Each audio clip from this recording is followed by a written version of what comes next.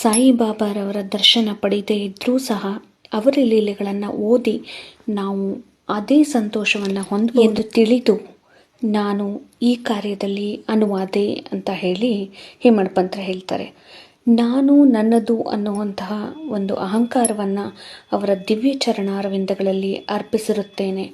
ಆದ್ದರಿಂದ ನನಗೆ ಈ ದಾರಿ ಬಹಳನೇ ಸುಗಮವಾಗಿದೆ ಅಂತ ಹೇಳಿ ಭಾವಿಸ್ತೇನೆ.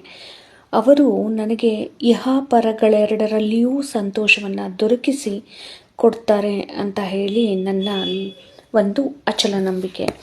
ನಾನೇ ಸ್ವತಃ ಬಾಬಾರವರ ಅಪ್ಪಣೆಯನ್ನೇನು ಪಡೆಯಲಿಲ್ಲ. ಆದುದರಿಂದ ಅವರ ಆತ್ಮೀಯ ಸಖರಾದ ಮಾಧವರಾವ್ ದೇಶಪಾಂಡೆ ಅಂದರೆ ಶ್ಯಾಮ್ ಅವರನ್ನು ನನ್ನ ಪರವಾಗಿ ಮಾತನಾಡೋದಕ್ಕೆ ಬೇಡಿಕೊಂಡೆ. ಅವರು ಈ ವಿಚಾರವನ್ನು ಬಾಬಾ ಅವರಿಗೆ, ಈ ಅಣ್ಣಾ ಸಾಹೇಬರು ನಿಮ್ಮ ಜೀವನ ಚರಿತ್ರೆಯನ್ನು ಬರೆಯೋದಕ್ಕೆ ಉತ್ಸುಕರಾಗಿದ್ದರೆ ನಾನು ಬಡ ಫಕೀರ, ನನ್ನ ಜೀವನ ಚರಿತ್ರೆ ಅವಶ್ಯಕತೆ ಇಲ್ಲ ಅಂತ ದಯವಿಟ್ಟು ಹೇಳಬೇಡಿ. ನೀವು ಒಪ್ಪಿದರೆ ಅವರು ಬರೆಯೋದಕ್ಕೆ ಅನುವಾಗ್ತಾರೆ. ತಮ್ಮ ಚರಣ ಸೇವಾ ಬಲವೇ ಈ ಕೆಲಸವನ್ನು ಪೂರ್ತಿ ಮಾಡಿಸಿಕೊಳ್ಳುತ್ತೆ. ನೀವು ನಿಮ್ಮ ಒಪ್ಪಿಗೆಯನ್ನು ಮತ್ತು ಆಶೀರ್ವಾದವಿಲ್ಲದೆ ಯಾವ ಕಾರ್ಯವೂ ಯಶಸ್ವಿಯಾಗಿ ಮುಗಿಯಲಾರದು ಅಂತ ಹೇಳಿ ತಿಳಿಸ್ತಾರೆ. ಆಗ ಬಾಬಾ ಅವರ ಮನಸ್ಸು ಕರಗಿ ನನ್ನ ಮಸ್ತಕದ ಮೇಲೆ ಅಭಯ ಹಸ್ತವನ್ನು ಇಟ್ಟು ಊದಿ ನೀಡಿ ಆಶೀರ್ವದಿಸಿ, ನನ್ನ ಕಥೆಗಳನ್ನು ಮತ್ತು ಅನುಭವಗಳನ್ನು ಸಂಗ್ರಹ ಮಾಡು, ಟಿಪ್ಪಣಿಗಳನ್ನಿಡು, ನಾನು ಸಹಾಯ ಮಾಡುತ್ತೇನೆ. ನೀನು ಕೇವಲ ಬಾಹ್ಯ ಪ್ರತೀಕ. ನಾನೇ ನನ್ನ ಜೀವನ ಚರಿತ್ರೆಯನ್ನು ಬರೆದು ಭಕ್ತರ ಅಭಿಲಾಷೆಗಳನ್ನು ಈಡೇರಿಸುತ್ತೇನೆ. ಅಹಂಕಾರವನ್ನು ತೊರೆದು ನನ್ನ ಪಾದಾರವಿಂದಗಳನ್ನು ತಮ್ಮ ಜೀವಿತದಲ್ಲಿ ಈ ರೀತಿ ವರ್ತಿಸ್ತಾರೋ ಅವರಿಗೆ ಸಹಾಯ ಮಾಡ್ತೇನೆ. ಯಾವಾಗ ನೀನು ಅಹಂಕಾರವನ್ನು ತ್ಯಜಿಸ್ತೀಯೋ ಆಗ ನಾನು ನಿನ್ನ ಒಳಹೊಕ್ಕು ನನ್ನ ಜೀವನ ಚರಿತ್ರೆಯನ್ನು ಸ್ವತಃ ಬರೆಯುತ್ತೇನೆ. ನನ್ನ ಕಥೆ ಮತ್ತು ಉಪದೇಶಗಳನ್ನು ಕೇಳುವುದರಿಂದ ಭಕ್ತರ ಹೃದಯದಲ್ಲಿ ನಂಬಿಕೆ ಉಂಟಾಗುತ್ತೆ. ಆಗ ಅವರು ಸ್ವಾನುಭವ ಮತ್ತು ಪರಮಸುಖವನ್ನು ಹೊಂದುತ್ತಾರೆ. ಆದರೆ ತಮ್ಮದೇ ಆದ ರೀತಿಯನ್ನು ಪ್ರತಿಪಾದಿಸಬಾರದು. ಬೇರೆಯವರ ಸಲಹೆ ತಿರಸ್ಕರಿಸಬಾರ್ದು. ನ್ಯಾಯ ಅನ್ಯಾಯದ ತರ್ಕ ವಿಚಾರ ಮಾಡಕೂಡದು ಎಂದು ಹೇಳಿದರು. ಈಗ ನನಗೆ ಹೇಮಾಡ ಪಂಥ ಎಂಬ ಹೆಸರು ಹೇಗೆ ಬಂತು ಅಂತ ಹೇಳ್ತೇನೆ. ನಾನು ಕಾಕಾ ಸಾಹೇಬ್ ದೀಕ್ಷಿತ್ ಮತ್ತು ನಾನಾ ಸಾಹೇಬ್ ಚಾಂದೋರ್ಕರ್ ಬಹಳ ಆತ್ಮೀಯ ಸ್ನೇಹಿತರು. ಇವರು ನನ್ನನ್ನು ಶಿರಡಿಗೆ ಹೋಗಿ ಬಾಬಾ ಅವರ ದರ್ಶನ ಪಡೆದು ಬರುವಂತೆ ಒತ್ತಾಯಪಡಿಸಿದ್ರು. ನಾನು ಮಾತು ಕೊಟ್ಟೆನು, ಆದರೆ ಕಾರಣಾಂತರಗಳಿಂದ ಹೋಗೋಕ್ಕಾಗಲಿಲ್ಲ. ಲೋನಾವಾಲಾದಲ್ಲಿ ನನ್ನ ಸ್ನೇಹಿತರೊಬ್ಬರ ಮಗನಿಗೆ ಬಹಳನೇ ಕಾಯಿಲೆ ಆಗಿತ್ತು. ಯಾವ ಔಷಧಿಗಳಿಂದಲೂ ಪ್ರಯೋಜನ ಆಗಲಿಲ್ಲ. ಗುರುಗಳನ್ನು ಕರೆಯಿಸಿ ಅವರನ್ನು ಮಗನ ಹಾಸಿಗೆ ಬಳಿಯೇ ಕೂಡಿಸಿದ್ರು.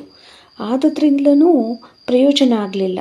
ಇದನ್ನು ಕೇಳಿ ನನಗೆ ಗುರುವಿನ ಪ್ರಯೋಜನವಾದರೂ ಏನು?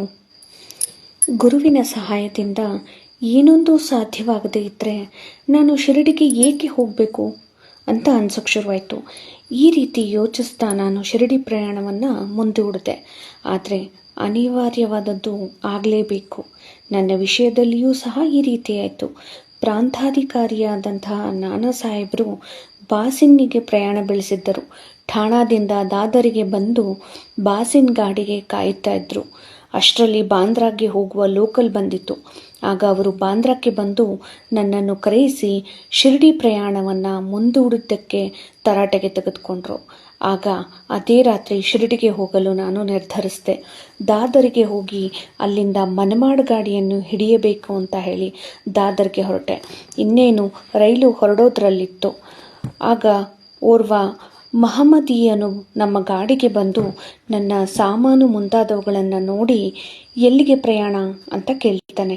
ಶಿರಡಿಗೆ ಅಂತ ಹೇಳಿ ಉತ್ತರಿಸಿದಾಗ ಅವನು, ನೀವು ಸೀದಾ ಬೋರಿ ಬಂದರ್ಗೆ ಹೋಗಿ ಅಲ್ಲಿಂದ ಮನ್ಮಾಡ್ ಮೇಲ್ ಹಿಡೀರಿ, ದಾದರ್ನಲ್ಲಿ ಇಳಿಬೇಡಿ, ಅಲ್ಲಿ ಮನ್ಮಾಡ್ ಮೇಲ್ ನಿಲ್ಲೋದಿಲ್ಲ ಅಂತ ಹೇಳ್ತಾನೆ. ಈ ಘಟನೆ ನಡೀತಾ ಇದ್ದರೆ ನನ್ನ ಅಭಿಲಾಷೆ ಪ್ರಕಾರ ನಾನು ಮರುದಿನ ಶಿರಡಿಯನ್ನು ತಲುಪೋಕ್ಕೆ ಆಗ್ತಾನೇ ಇರಲಿಲ್ಲ. ಅದೃಷ್ಟ ಬಲದಿಂದ ಶಿರಡಿಯನ್ನು ಮರುದಿನ ಮುಂಜಾನೆ 9:10 ನಾನು ಸೇರಿದೆ. ಶ್ರೀ ಕಾಕಾ ಸಾಹೇಬ್ ದೀಕ್ಷಿತರ ನನಗಾಗಿ ಕಾಯ್ತಾ ಇದ್ದರು. ಇದು ನಡೆದಿದ್ದು ಸುಮಾರು 1910ರಲ್ಲಿ. ಆಗ ಶಿರಡಿಯಲ್ಲಿ ಯಾತ್ರಿಕರಿಗೆ ತಂಗೋಕೆ ಇದ್ದಿದ್ದು ಧರ್ಮಶಾಲೆ ಎಂದರೆ ಸಾಠೇವಾಡ ಒಂದೇ. ಬಂದ ತಕ್ಷಣವೇ ಬಾಬಾ ಅವರ ದರ್ಶನವನ್ನು ಪಡಿಬೇಕು ಅಂತ ಮನಸ್ಸು ಹಾತೊರಿತಾ ಇತ್ತು. ಆಗ ತಾನೇ ತಾತ್ಯಾ ಸಾಹೇಬ್ ನೂಲ್ಕರರು ಮಸೀದಿಯಿಂದ ಹಿಂತಿರುಗಿ ಬಂದು, ಬಾಬಾ ಈಗ ವಾಡದ ಮೂಲೆಯ ಹತ್ತಿರನೇ ಇದ್ದಾರೆ, ಮೊದಲು ಹೋಗಿ ಅಲ್ಲಿ ದರ್ಶನ ಪಡ್ಕೊಳ್ಳಿ